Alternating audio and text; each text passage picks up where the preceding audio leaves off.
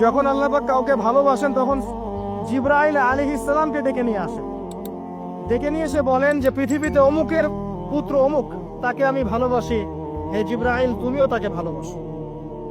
এরপর জিবরাইল আলাইহিস সালাম তাকে ভালোবাসতে থাকেন এবং অন্যান্য মালায়েকাদেরকে ডেকে জিবরাইল আলাইহিস সালাম বলেন, আল্লাহ অমুককে ভালোবাসেন, আমিও তাকে ভালোবাসি, তোমরা সবাই তাকে ভালোবাসো।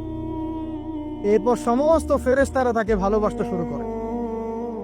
এরপর ফেরেশতা মণ্ডলী পৃথিবীতে আসেন, এসে দুনিয়াবাসীকে উদ্দেশ্য করে বলেন যে অমুকের পুত্র অমুককে আল্লাহ ভালোবাসেন, জিবরাইল ভালোবাসে, আমরা ভালোবাসি, তোমরা সবাই তাকে ভালোবাসো। এরপর দুনিয়ার মানুষদের কাছে তার মর্যাদা বাড়িয়ে দেওয়া হয়, তার দিকে মানুষের মনকে ঘুরিয়ে দেওয়া হয় এবং তার প্রতি মানুষের ভালোবাসা সৃষ্টি করে দেওয়া হয়। আল্লাহ পাকের নূর যখন আপনার ভিতরে আসবে, ইনশাআল্লাহ দেখবেন আল্লাহ রাব্বুল আলামিন আপনার হাতে তার দ্বীনের পতাকা দিবেন ইনশাআল্লাহ আযজা ওয়া জাল্লা। তাজকিয়ার প্রয়োজন, তাজকিয়া না আসলে নূর আসবে না। লাভ নাই ভাই, প্রচুর ইবাদত বন্দেগী করে মনের মধ্যে অহংকার রেখে কোনো লাভ নাই। অনেক কিছু করছেন, নিজেকে মনে করছেন আপনি সুপিরিয়র, অন্যরা সব ককরোচ, আপনি জান্নাতের ডিলার, লাভ নাই। ইবলিসের আকীদা এটা ইবলিসের আকীদা। খলাকতানি মিন নার ওয়া খলাকতাহু মিন তিন। এখন যারা ইসলামের বিপক্ষে আছে তাদের মধ্যে থেকে আল্লাহ পাক খালিদ এবং ওমর রাদিয়াল্লাহু আনহুর মতো সাহাবী বের করতে পারেন। আল্লাহ পাকের সুন্নাহ বোঝা খুব দুষ্কর। যাকে আপনি তুচ্ছ করছেন আল্লাহ পাক তাকে হেদায়েত দিয়ে আপনার চেয়ে বড় জায়গায় নিয়ে যেতে পারেন। যাকে আপনি বড় কাফের মনে করছেন আল্লাহ পাক কাল তাকে হেদায়েত দিয়ে ইসলামের খেদমত করাতে পারেন। আবার আল্লাহ পাক আপনাকে, যিনি 5 ওয়াক্ত নামাজ পড়ছেন, রোজা রাখছেন, আপনাকে পথভ্রষ্ট করে দিয়ে জাহান্নামে নিতে পারেন। অতএব আত্ম অহংকারের কোনো সুযোগ নাই। তাজকিয়া দরকার। কদ আফলাহা মান যাক্কাহা ওয়া কদ খাবা মান দাসাহা। قد أفلح من تزكى وذكر اسم ربه فصلى بل تؤثرون الحياة الدنيا والآخرة خير وأبقى। তাজকিয়ার পরে কি করবেন? চেষ্টা করেন হালাল রিজিক অন্বেষণ করার। আল্লাহর ওয়াস্তে সুদ খায়েন না, আল্লাহর ওয়াস্তে ঘুষে যায় না, আল্লাহর ওয়াস্তে আল্লাহর দোহাই দিয়ে বলছি দুর্নীতি করেন না, আল্লাহর ওয়াস্তে মানুষের সম্পদ আত্মসাৎ করেন না। আল্লাহকে ভয় করেন, আল্লাহর ওয়াস্তে করেন, আল্লাহর ওয়াস্তে ছেড়ে দেন। হাত জোর করে রিকোয়েস্ট করছি, সুদ খায়েন না। নিজের মায়ের সাথে জেনার মতো অপরাধ, নিজের মায়ের সাথে জেনার মতো অপরাধ। এটা আমার কথা নয়, এটা মুহাম্মদ সাল্লাল্লাহু আলাইহি ওয়াসাল্লামের কথা।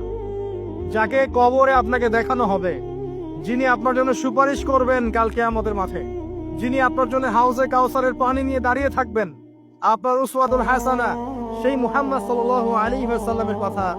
সুদ খেও না। এর সর্বনিম্ন পাপ নিজের মাকে বিয়ে করা, নিজের মায়ের সাথে জেনা করা। কেউ যদি এই সমাজে নিজের মায়ের সাথে জেনা করে থাকে, কালকে সকালে রাস্তায় বের হয়, আপনি চাইবেন তাকে রজম করে মেরে ফেলতে, চাইবেন না? এই কাজ দিব্যি আমরা করছি। সর্বোচ্চ পাপ সুদের, আল্লাহ এবং তার রাসূলের সাথে যুদ্ধ করা। অনেক দিন আয়াতটা বলেছি, আবারও বলছি, শোনেন কি, কারণ কিছু মানুষের কানে ঢুকতেই চায় না কথা। আল্লাহ পাক বলেছেন, ইয়া আইয়ুহাল্লাযীনা আমানু, হে মুমিনগণ, ইত্তাকুল্লাহ, আল্লাহকে ভয় করো। ওয়া যারু মা বাকিয়া মিনার রিবা, সুদের অবশিষ্ট অংশগুলো ছেড়ে দাও। ইন কুনতুম মুমিনিন, যদি প্রকৃতপক্ষে মুমিন হয়ে থাকে। ওয়া ইন লাম তাফআলু, যদি তোমরা এই কাজ না করো। শুনেন আল্লাহর কথা, আল্লাহ বলছেন যদি তোমরা এই কাজ না করো, ফাযানু বিহারবিম মিনাল্লাহি ওয়া রাসূলিহি, তাহলে আল্লাহ এবং তার রাসূলের সাথে যুদ্ধের ঘোষণা শুনে রাখো। The path is yours, choose your path. রাস্তা আপনার, আপনি চুজ করেন কোন পথে আপনি যাবেন। কেউ বাধ্য করবে না আপনাকে। লা ইকরাহা ফিদ্দিন, দিনে কোনো বাড়াবাড়ি নাই। তরোয়াল দিয়ে কেউ বলবে না যে সুদ খেও না, তরোয়ালের জোরে কেউ বলবে না যে ইসলাম কবুল করো। ইসলাম এগুলো হারাম, ইসলাম এভাবে ছড়ায় নাই, এগুলোর সাথে ইসলামের কোনো সম্পর্ক নাই।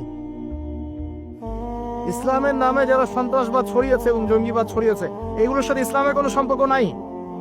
ইসলাম বাধ্য করবে না আপনাকে, কিন্তু আপনি রাস্তা, ওয়া হাদাইনাহুন নাজদাইন, দুইটা পথ আমি দেখিয়ে দিয়েছি, আপনি একটা চুজ করেন। ইম্মা শাকিরা ওয়া ইম্মা কাফুরা, ইচ্ছা হলে আপনি কুফরি করেন, ইচ্ছা হলে কৃতজ্ঞ হন। আল্লাহ বলেছেন সুদ খেও না। নিজের মায়ের সাথে জেনা করা, আল্লাহ এবং তার রাসূলের সাথে যুদ্ধ করা, আপনি পথ চুজ করেন। একটা টাকা যদি হারাম থাকে রিজিকে, আপনার ইবাদত কবুল হবে না। সে যেই হোক, দাড়ি টুপি পাগড়ি জুব্বাওয়ালা মানুষও যদি সুদ খায়, জায়েজ হলে যাবে না।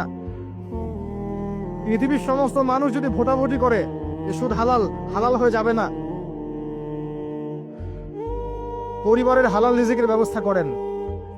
অনেক মানুষ দেখা হয়, কথা হয়, মেসেঞ্জারে টেক্সট করে, হোয়াটসঅ্যাপে নক করে, বড় চাকরি করতো, 60,000 70,000 80,000 টাকা বেতন পেত, তখন রিজিকে বরকত ছিল না, ছেড়ে দিয়েছে, চায়ের দোকান দিয়েছে, এখন রিজিকে বরকত আছে।